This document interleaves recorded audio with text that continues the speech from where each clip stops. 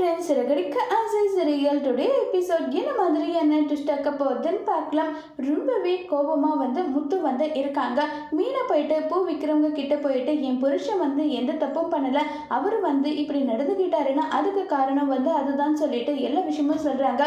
என் புருஷன் எப்படிப்பட்ட ஒரு விஷயத்துலையுமே ரொம்பவே நல்லதாக தான் எல்லாமே யோசிப்பார். நீங்கள் கவலைப்படாமல் இருமீனா, நான் அவருக்கு ஏற்ற மாதிரி சொல்லி புரிய வைக்கிறேன்னு சொல்லிட்டு இருக்காங்க. முத்துவும் எங்கே எப்படி இல்லாமல் பேசி பார்க்குறாங்க.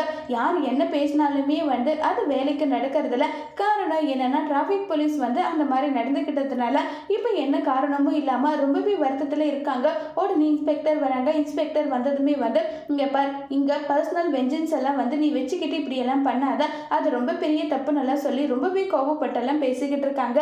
சரின்னு சொல்லிட்டு அங்கேருந்து முத்து கிளம்பி போனதோ உடனே ரொம்பவே ஹாப்பியாக போயிட்டு மீனாவுக்கு கால் பண்ணி, பரவாயில்லையே பெரிய கைதான் நீ போல, எல்லாருமே தெரிஞ்சு வச்சிருக்கேன்றாங்க, நீங்கள் தான் என் மேலே கோவப்பட்டீங்களா? இல்லை மீனா அது வந்துன்னு சொல்லிட்டு முத்துவும் மீனாவும் ரெண்டு பேரும் ரொம்பவே சந்தோஷமா ஜாலியாக பேசிக்கிட்டு இருக்காங்க.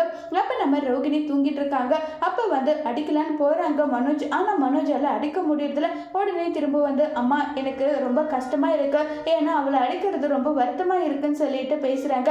இங்கே பாருடா, இப்போ அப்போ நைட்டு முழுக்க நீ அடி வாங்குறியா சொல்லு. இல்லைம்மா என்னால் அப்படி வாங்க முடியாது, அப்படின்னா வேற எதுவும் பண்ண முடியாது, நீ அதை செஞ்சு தான் ஆகணும்னு சொன்னதும் உடனே ரோகிணி காலிலே பட்டு நடிக்கிறாங்க.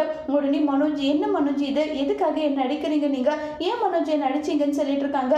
ரோகிணி இதே மாதிரி ஒரு 3 நாளுக்கு அடிச்சா மட்டும்தான் ரோகிணி உன்னால இப்படி இருக்க முடியும், தயவு செஞ்சு கொஞ்சம் பொறுத்துக்கோ ரோகிணி நல்லா சொல்லி ரொம்பவே வருத்தப்பட்டும் ஃபீல் பண்ணியும் பேசிக்கிட்டு இருக்காங்க. இப்படியே அடிச்சுட்டு இருந்தா அவ்வளோதான் மனோஜ், நான் செத்தே போயிடுவேன். இல்லை ரோகிணி இது ஒரே ஒரு முறை தான் சொல்லிட்டு ரொம்பவே ரிக்வெஸ்ட் பண்ணி பேசிக்கிட்டு இருக்காங்க. இதை கேட்டு ரொம்பவே பயங்கர வருத்தத்துல ரோகிணி இருக்காங்க. தெரியாம ஒரு பொய் சொல்லிட்டு நம்ம எப்படியெல்லாம் இருக்கோம், இதே மாதிரி அடிச்சிருந்தா நம்ம செத்தே போயிடுவோம் போலியன்னு சொல்லிட்டு ரோகிணி ரொம்பவே வருத்தத்துல இருக்காங்க. அதோட இந்த எபிசோட முடிச்சிருக்காங்க. இனி வர போற எபிசோட்ல என்ன மாதிரியான ட்விஸ்ட் ஆக்க போது வெயிட் பண்ணி பார்க்கலாம். தேங்க்யூ.